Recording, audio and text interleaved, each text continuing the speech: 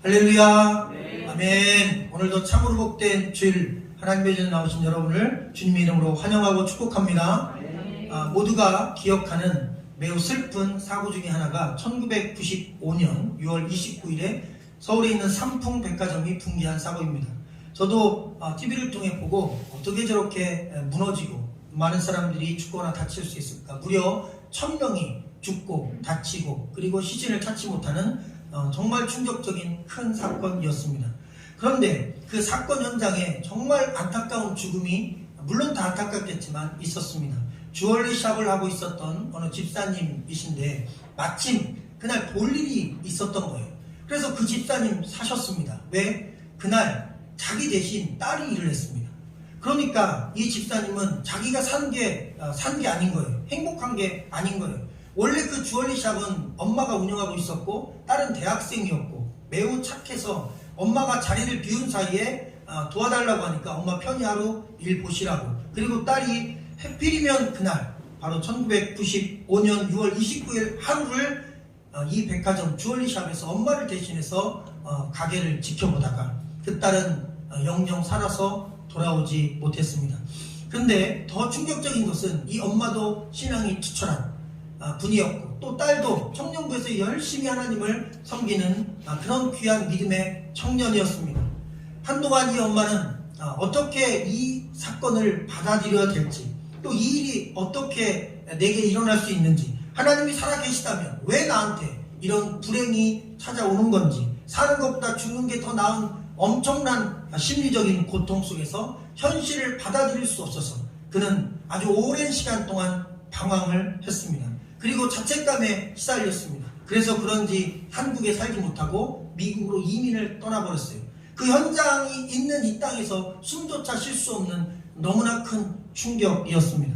그런데 놀랍게도 정말 놀랍게도 그분이 나중에 그 담임 목사님이 미국에 가서 예배를 드리는데 담임 목사님이 오셨다는 소식을 듣고 미국 이민 갔던 이 집사님이 담임 목사님 집회에 찾아왔다는 거예요. 그 담임 목사님의 간증을 들었습니다.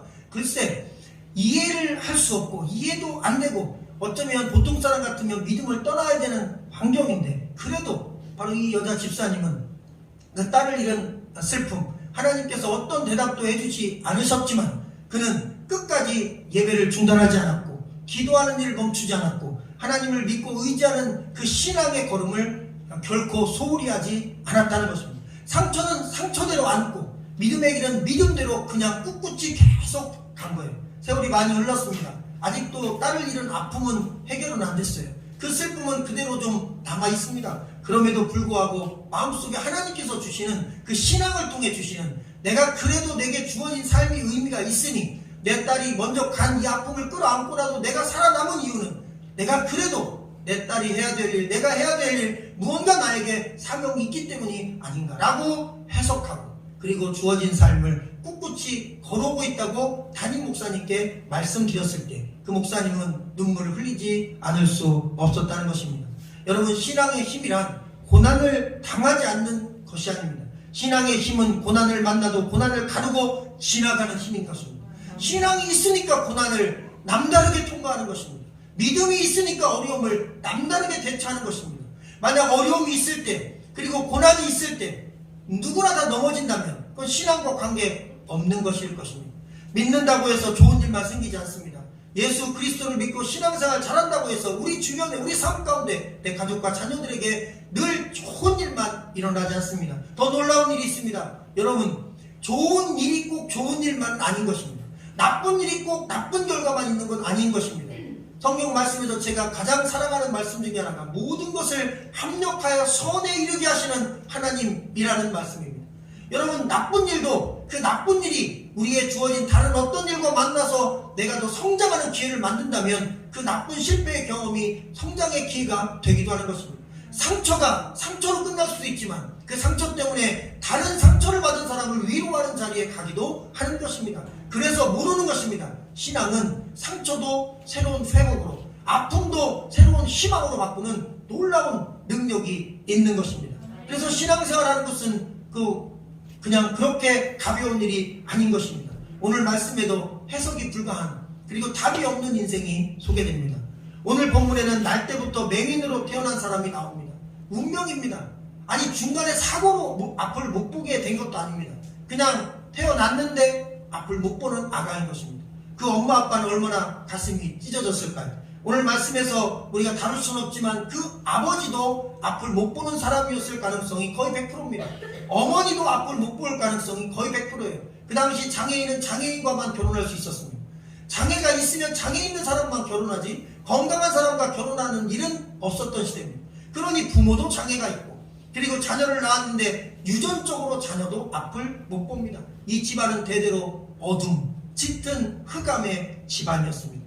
자, 1절 말씀을 통해 그 새로운 해석이 되지 않는 인생을 만나봅니다. 같이 읽어볼까요? 시작. 예수께서 길을 가실 때에 날 때부터 맹인된 사람을 보신지라. 아멘. 예수께서 길을 가고 계셨습니다. 이 길은 여리고를 지나고 그 다음에 최종 목적지인 예루살렘을 향해 가는 길이었습니다. 근데 그 길에서 날 때부터 맹인된 한 사람이 구걸을 하고 있었습니다. 그는 어쩌면 이런 생각을 했을 수도 있겠죠. 나는 왜 맹인일까? 나는 왜 이렇게 태어났을까? 내 인생은 왜 이 모양일까? 이런 절망적인 생각을 했을 수도 있습니다. 그런데 저는 이 말씀을 보면서 그래도 이 맹인에게, 이름도 나오지 않는 이 맹인에게 적어도 절망보다는 삶의 의지가 더 컸을 것이라고 생각이 들었습니다. 왜냐하면 그럼에도 불구하고 꿋꿋이 구걸하는 자리에 나왔다는 것입니다. 여러분 놀라운 사실이 있습니다. 거지는 자살하지 않는다는 것입니다. 그래서 왜 거지들이 자살하지 않느냐 했더니 거지는 할 일이 있다는 겁니다. 구걸해야 되는 거예요. 그것에서라도 먹고 살아야 된다는 자기의 나름대로 이 직업이 있기 때문에 우리가 보기에는 구걸하는 게 직업 아닌 것 같지만 아무것도 직장을 가질 수 없는 사람에게는 길거리에 나가서 도움을 청하는 것, 그것이 일인 것입니다. 그거라도 할 의지가 있는 사람은 절대 목숨을 끊지 않는다는 것입니다. 오히려 먹고 마실 게 넉넉한데 마음의 상처를 이기지 못해 죽는 경우는 있답니다. 그러나 먹고 살기 위해 투쟁적인 삶을 사는 사람은 그래도 죽지 않고 살아간다는 거예요. 적어도 이 맹인은 목숨 걸고 살기를 결정한, 살 의지를 가진 사람이었습니다. 여러분 살려는 의지를 갖는 게 그래서 중요합니다. 어떤 어려운 일을 만나도 죽으려는 생각 버리고 부정적인 생각 버리고 절망적인 생각에 빠지지 말고 마치 바다에 빠지지 거기에 깊이 매몰되지 말고 살고 싶다, 살아야 된다, 나도 일어선다, 나의 삶에도 의미가 있다, 이런 마음을 갖고 일어나야 되는 것입니다. 신앙은 그것을 도와주는 것입니다. 우리를 일어나게 해주고 일으키게 해주시고 그리고 우리를 다시 서게 해주는 것입니다. 오늘 희망적인 것은 예수님이 그 바쁜 길을 가고 계신데 예수님께서는 목적지인 예루살렘보다 그 목적지를 가는 그 어떤 목적보다 사람이 더 중요하셨던 것입니다. 길가에 있는 한 사람을 보셨습니다. 오늘 말씀에 누구누구를 보신지라 이렇게 한글로 번역된 이 말씀은 헬라어의 에이덴이라는 단어입니다. 이 단어는 능동적인 표현입니다. 다시 말하면 능동태입니다. 여러분 능동이 무엇입니까? 자기가 스스로 결정한 것입니다. 그러니까 예수님이 보신지라 이것은 그냥 길 가다 보니까 도와주세요, 나를 도와주세요 이렇게 해서 그 사람을 어쩔 수 없이 본 게 아니에요. 그 사람 때문에 예수님이 가다가 그 사람을 유심히 지켜보신 것입니다. 관심을 갖고 지켜보신 겁니다. 어느 누구도 관심을 안 갖고 있었습니다. 어느 누구도 맹인에게 관심을 주지 않았습니다. 이 사람은 소외된 사람, 버림받은 사람, 저주받은 사람. 그 당시 사람들은 이렇게 병들고 가난하고 저주받은 사람들을 결코 관심 있게 보지 않았는데 예수님이 그 바쁜 와중에 하나님이 주신 사명을 감당하는 위대한 걸음을 가는 그 과정에 한 사람, 보잘것없는 한 거지, 맹인을 유심히 지켜보셨습니다. 기적은 거기서 일어났습니다. 사람을 귀히 여기시는 주님의 그 지켜보심을 통해 한 사람의 영혼을 불쌍히 여기시는 그 주님의 마음을 깨달을 수 있는 것입니다. 2절과 3절을 같이 읽어볼까요? 시작. 제자들이 물어 이르되 라삐여 이 사람이 맹인으로 난 것이 누구의 죄로 인함이니까? 자기니까 그의 부모니까? 예수께서 대답하시되 그 부모의 죄로 인한 것이 아니라 그에게서 하나님이 하시는 일을 나타내고자 하심이라. 아멘. 이 제자들은 도대체 이 맹인이 누구 죄 때문인가가 궁금했던 것입니다. 부모의 죄인가? 아니면 이 사람의 죄인가? 그런데 부모의 죄는 우리가 이해가 되죠. 왜? 부모가 잘못해서 아이가 잘못되는 경우도 있긴 합니다. 그런데 이 제자들이 가진 관심 중에 하나, 이 자신의 죄라고 물어보는 것은 이해가 안 됩니다. 왜? 이 맹인은 날 때부터 맹인입니다. 그런데 어떻게 날 때부터 맹인된 애가 지 잘못으로 앞을 못 봅니까? 이것은 그 당시 가지고 있었던 유대인들의 이 영혼에 대한 관 때문에 그렇습니다. 유대인들은 영혼이 이 땅에 사람으로 태어나기 전에 이전에 좋은 영혼이 있고 나쁜 영혼이 있다고 믿었답니다. 그래서 나쁜 영혼, 잘못된 영혼은 태어나면 그 잘못된 영혼의 죄 때문에 그렇게 장애를 갖거나 가난하게 살 수밖에 없고, 좋은 영혼은 원래 좋은 영혼, 축복받은 영혼이라 그렇게 운명적으로 좋게 살 수밖에 없다고 믿었던 시절입니다. 어찌 보면 그 사회가 영적인 세계에 대해서 좀 잘못 알고 있었던 것이죠. 그래서 항상 너의 죄 때문인 것 같다. 내가 전생에 무슨 죄가 있나 보지. 아니면 너의 부모의 죄 때문인가 보다. 부모가 무슨 악한 일을 했나 보지. 그래서 문제가 있는 사람, 가난한 사람, 장애가 있는 사람, 그리고 불행을 당한 사람은 무조건 저주받은 사람, 그리고 하나님께 버림받은 사람으로 그렇게 이해했던 시대입니다. 제자들의 관점은 분명했습니다. 죄 때문이다. 벌받는 것이다. 저주받은 것이다. 그렇게 생각하고 있었던 것입니다. 그런데 예수님께서 그런 생각을 갖고 있는 제자들과 사회를 향하여 너무나 새로운 관점을 말씀하셨습니다. 예수님의 관점은 3절에 나타나는데 예수님께서 대답을 이렇게 하셨습니다. 이 사람이나 그 부모의 죄로 인한 것이 아니라 그에게서 하나님이 하시는 일을 나타내고자 하심이니라. 할렐루야. 분명히 이 말씀하실 때 바로 이 맹인도 그 자리에서 그 말씀을 들었을 것입니다. 자기는 아직도 한 번도 예수님처럼 자기에게 말해주는 사람을 못 만난 겁니다.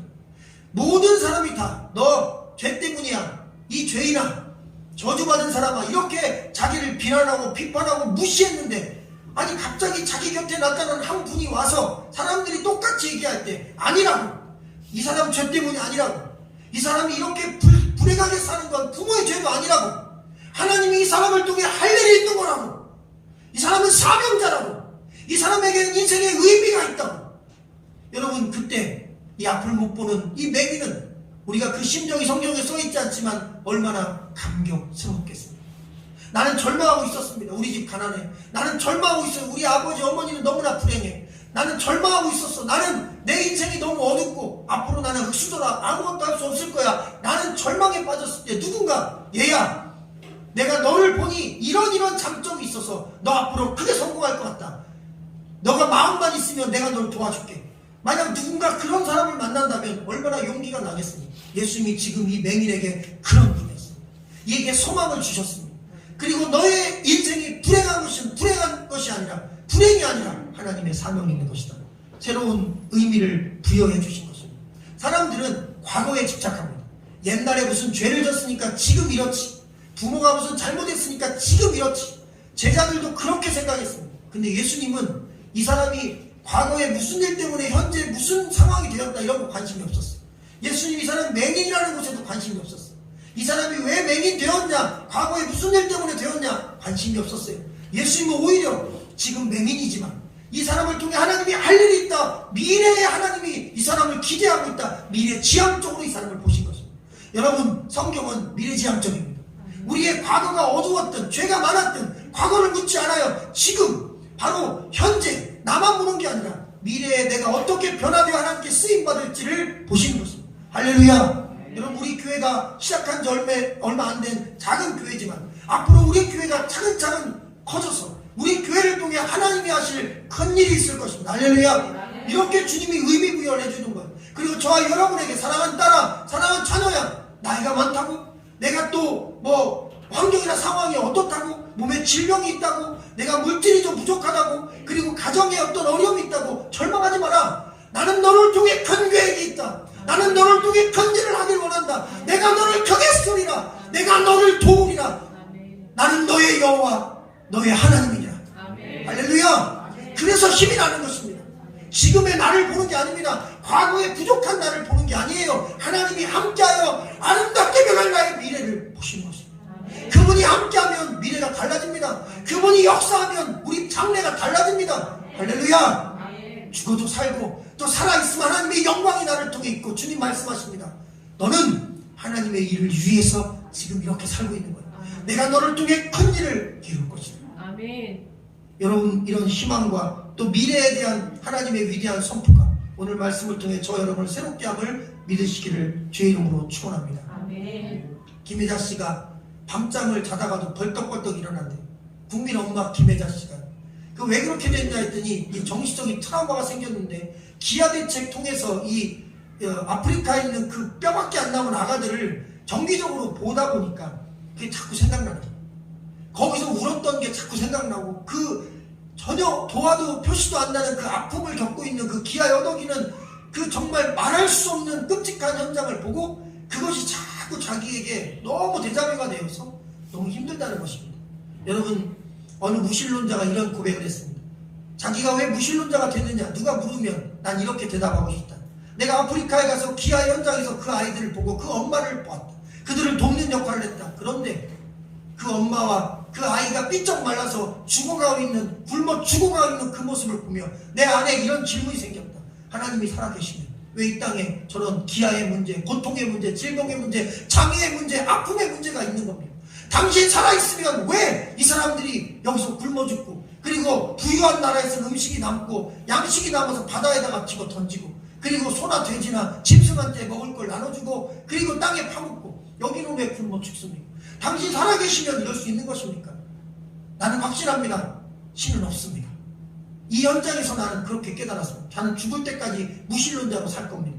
이렇게 고백한 분이 있습니다. 우리도 사실 대답할 길이 없어요. 제가 뭐라고 그분에게 하나님 살아계시니까 예수님 믿고 하나님 믿으세요 라고 말할 수 있어요. 그런다고 그분이 믿겠습니까? 쉽지 않은 일이에요. 현실을 보면 하나님이 없는 것 같아요. 그들의 과거의 아픔을 보면 하나님이 안 계신 것 같아요. 그러나 우리가 갖고 있는 현실적인 이 눈을 가지고, 시각을 가지고 세상을 보기 때문에 그렇습니다. 하나님의 앵글은 다릅니다. 이 세상만 보지 않고 이 다음의 영적인 세상도 보시고, 오늘만 보지 않으시고 내일 또 내후년 10년 이후 그리고 전 인류를 통째로 보십니다. 우리나 전혀 이해할 수 없지만 하나님의 경륜은 우리 인간이 감히 상상할 수 없는 기품이 있는 것입니다. 똑같은 환경 속에서 나는 왜 이럴까?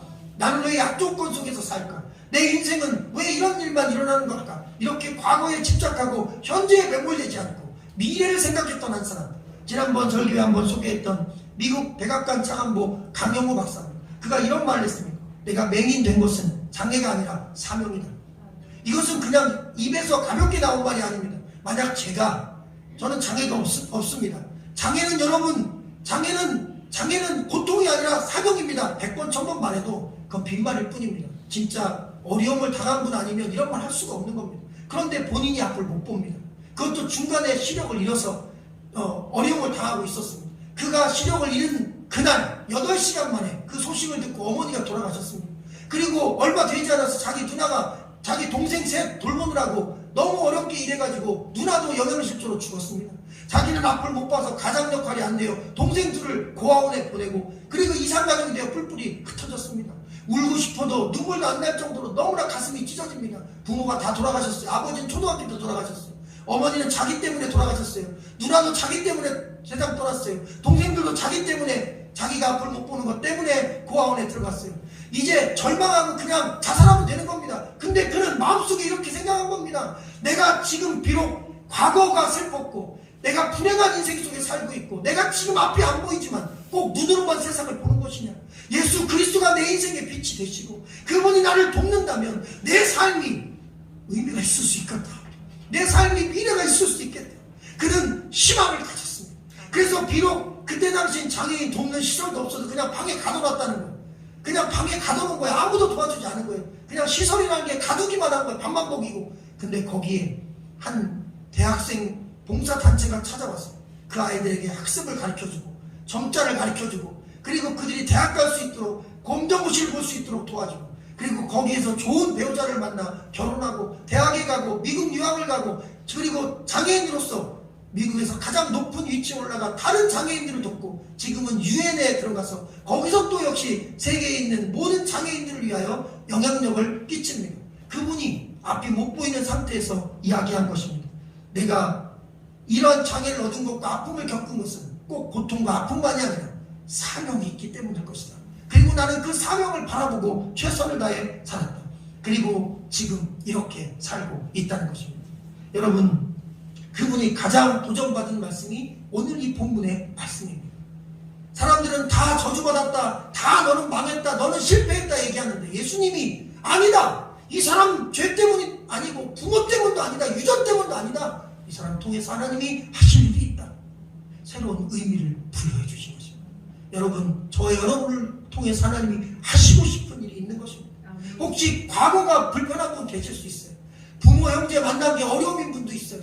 그리고 또 가난의 문제도 있을 수 있어요. 그리고 현재 오늘이 아픔인 분도 있을 수 있어요. 그러나 여러분, 미래는 아직 아무도 모르는 거예요. 주님 확실히 말씀하신 거예요. 내가 너를 통해 미래에 할 일이 있다. 여러분, 믿음은 두 가지입니다. 믿음이 내게 들어오는 경우가 있어요. 그건 참 축복입니다. 나는 믿음이 없거나 약한데 하나님이 믿음을 확 주시는 거예요. 오늘 이 맹인이 그렇습니다. 여러분, 길가에서 구걸하던 사람이고 예수님께 도와달라는 말도 안 했는데 예수님이 가다 불쌍해서 믿음을 주신 거예요. 할렐루야. 그러니 이 맹인은 얼마나 축복입니다. 그런데 반대로 그런 믿음이 내게 갑자기 확 주어지지 않는 경우가 있어요. 그러면 믿음은요, 또 하나 신기한 게 있어요. 믿음은 붙잡히는 경우도 있지만 붙잡는 경우도 똑같은 경우가 나타납니다. 여러분, 믿음이 나를 붙잡아도 믿음의 결과는 나타납니다. 그런데 내가 믿음을 붙잡으면 말이죠, 그러면 똑같이 믿음의 역사가 일어납니다. 할렐루야. 말씀이 나를 사로잡으면 그 말씀의 역사가 나를 통해 일어나는데 내가 말씀을 붙잡아도 그 말씀의 능력이 나타나요. 할렐루야. 여러분, 그러니 혹시 말씀이 나를 확 사로잡는 일이 없어도 여러분 당황하지 마시고 여러분이 말씀을 붙잡으십시오. 강영호 박사가 하나님이 나를 통해 하실 일이 있다고 생각한 것은 하나님이 그 말씀으로 그를 붙잡은 게 아니라 그가 그 말씀을 붙잡은 것입니다. 절박하니까 붙잡으십시오. 붙잡혀도 좋고 아니면 붙잡으십시오. 결과는 동일합니다. 왜? 하나님의 말씀은 과거나 지금이나 미래나 동일하니까요.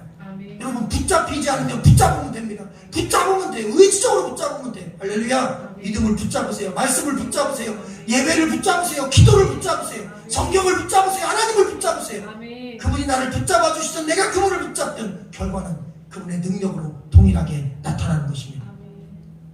6절과 7절 말씀을 같이 한번 읽어볼까요? 시작.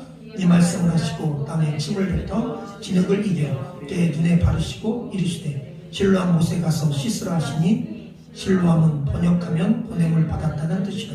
이에 가서 씻고 밝은 눈으로 왔더라. 아멘. 참 이해되지 않는 방법, 조금 세게 하면 참 더럽습니다.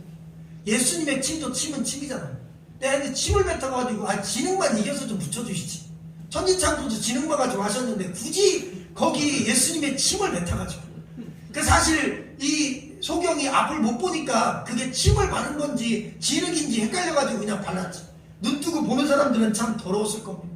근데 신기하죠. 예수님이 그 더러운 방법, 보통 사람들이 볼 때 상식적으로 이해되지 않는 방법으로 이 사람을 고칩니다. 여러분, 근데 똑같은 수많은 기적을 보지만 대부분 다 말씀으로 고쳤어요. 내 믿음이 너를 구원했다 그랬어요. 소경 거지 바디메오는 눈에다 진흙 발라주지 않았습니다. 내 믿음이 너를 구원했다. 말씀으로 고쳤어요. 여러분, 12 혈류병 여인도 말씀으로 고쳤어요. 내 믿음이 너를 구원했다. 내 능력이 너에게 나왔다 그랬어요. 야일의 딸 달리다 붐 일어나라. 그래서 고쳤어요. 나사로 일어나라 나와라. 그래서 무덤에서 나왔어요. 말씀으로 다 고쳤어요. 근데 이 사람은 달라요. 진흙을 이겨서 눈에 발랐어요. 그리고 그 진흙 바른 그 눈을 가지고 사람들의 도움을 받아서 실로암 연못에 가서 씻으라는 거예요. 근데 그 실로암 연못 이름이 또 신기해요. 보냄을 받았다는 뜻입니다. 여러분, 왜 그랬을까요? 여러분, 아까도 말씀드렸지만 믿음이 확 들어오는 경우도 있고 내가 믿음을 갖는 경우가 있어요. 누가 더 믿음이 좋을까요? 여러분, 믿음이 확 들어오는 경우보다 내가 믿음을 갖는 게 믿음이 더 좋습니다. 잘 설명드리겠습니다. 이 사람 믿음이 없었어요. 주님이 믿음을 주고 싶은 거예요. 근데 배경이 없잖아요. 예배도 안 드렸지, 예수님도 보지 아무것도 몰라요. 그러니 이 사람이 믿음을 가질 수 있는 기회를 주신 거예요. 어떤 분이 와서 눈에다가 진흙을 발랐어요. 실로암에 가서 씻어라. 그럼 너 보게 될 것이다. 그럼 일단 이 사람이 그 말을 믿어야 됩니다. 그리고 행동을 해야 됩니다. 그리고 씻어야 됩니다. 그리고 나서 결과가 납니다. 그 과정에서 믿음이 생기는 거예요. 구약성경에 똑같은 일이 벌어집니다. 나아만이라는 문둥병 환자가 선지자를 찾아가 자기가 나음을 입을 걸로 생각했는데 기대하기는 말씀으로 고칠 줄 알았어요. 그리고 와서 막 하나님의 이름을 보고 고쳐줄 줄 알았더니 선지자가 요단강에 가서 7번 목욕하라는 것입니다. 화를 내고 돌아간 거 아닙니까? 아니, 우리나라에 얼마나 좋은 강이 있는데 저 흙탕물인 요단강에서 목욕을 하냐? 안 한다 그러고 가는 걸 부하들이, 아니 병 나을 방법 목욕하면 된다는데 그것도 안 하고 갑니까? 손해보실 겁니까? 죽을 겁니까? 목욕 다 같으면 하겠습니다. 그렇게 해가지고 그냥 억지로 목욕을 한 거예요. 근데 그 사람은 한 번이 아니라 7번. 이 맹인은 한 번이었어요. 왜 그럴까요? 나아만은 완전한 이방신 숭배자입니다. 그리고 이 맹인은 유대인 중의 맹인입니다. 그러면 근본적으로 하나님을 향한 신앙의 기본 개념이 있는 사람입니다. 그러니 이 사람은 눈을 7번까지 닦을 필요도 없어요. 한 번 딱 닦으면 나에게 명한 사람. 여러분, 맹인이 눈 뜨는 역사는 한 번도 없어요. 성경에 써 있어요. 맹인이 눈 뜨는 기적은 메시아가 오면 일어난다고 돼 있어요. 그러니 자기가 만약 한 번 딱 씻었는데 앞에 보였다. 그러면 나를 낫게 한 분은 메시아인 것입니다. 그러니 이 유대인 신앙 배경이 있는 이 사람은 믿음을 갖는데 한 번이면 족한 거예요. 그러나 나만 장군이 그 사람은 미신 숭배자입니다. 그러니 그 사람 한 번에 나오면 우연이겠지. 근데 7번 안에서 7번 했는데 마지막에 나오니까 하나님이 살아계시구나. 그러고 달려와 하나님께 경배한 것입니다. 믿음이 적은 자는 더 많은 행동을 필요로 합니다. 믿음을 갖기 위하여. 그러나 이 사람도 믿음이 없으니까 행동 안 하는 것입니다. 그리고 순종 안 하는 것입니다. 믿고 네 발걸음을 옮기라는 것입니다. 여기 주저앉아있으면 아무 일도 안 일어난다는 것입니다. 여러분, 행동해야 역사가 일어납니다. 말씀 따라 순종해야 기적을 경험합니다. 그래야 믿음도 생기는 것입니다. 할렐루야. 그래서 혹시 내가 붙잡은 믿음이라고 해서 절망할 필요가 없어요. 그 사람이 훨씬 더 믿음이 좋은 거예요. 그러니 우리 스스로 주님 앞에 열심을 갖고 믿음을 가질수록 그 사람의 믿음이 더 강력한 것입니다. 어느 날 확 주어진 믿음보다 그게 더 강력한 것입니다. 그러나 이 사람은 불쌍해서 주님이 믿음을 주신 것입니다. 그리고 실로암을 향해 가서 그는 씻음을 받았습니다.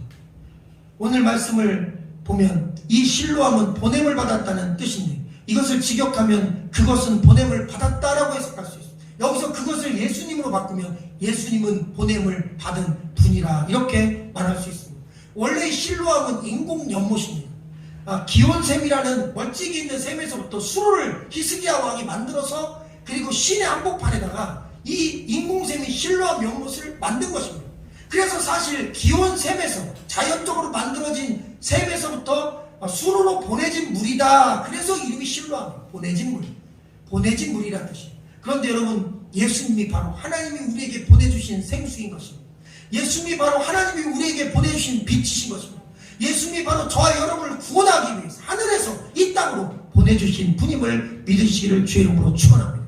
그리고 그 예수님이 우리를 구원하시고 우리를 이 은혜의 자리, 영적인 샘물인 실로암, 예배의 자리, 말씀의 자리, 바로 이곳으로 보내셨습니다. 어쩌면 교회도 이 영적인 샘물인 것입니다. 말씀에 순종하고 믿음 생활하고 말씀 듣기 위해서, 말씀에 순종하기 위해서 움직인 우리가 바로 오늘 이 모인 장소가 실로암인 것입니다. 하나님이 우리를 여기에 보내셨습니다.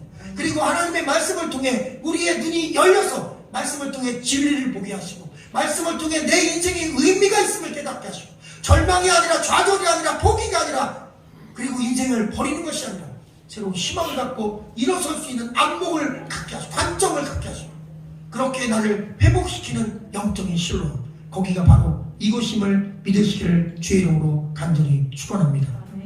영적인 실로암인 예수님을 만나면 불신의 눈이 믿음의 눈으로 바뀌고, 과거에 집착하고 현재만 봤던 절망적인 삶이 미래를 향하여 달리는 삶, 하나님을 의지하고 희망을 갖고 뛰는 삶으로 바뀌게 됩니다. 그래서 이성을 넘어 믿음으로 살아야 합니다. 이해를 넘어 믿음으로 달려야 합니다. 과거에 매이지 말고 현재에 붙잡히지 말고 예수님 의지하고 미래 지향적으로 희망을 갖고 미래를 향해 달려야 합니다. 고난 너머에 있는 하나님의 기쁜 뜻을 보는 눈이 열리기를 소망합니다. 하나님께서 나를 구원하기 위해 보내신 예수님을 알아보는 영적인 눈이 우리에게 활짝 열려 영적 실로암인 예배의 자리에서 그 진리의 말씀을 발견하고 은혜 위에 뛰노는 저와 여러분 되시라는 하나님의 말씀이었습니다. 기도하겠습니다.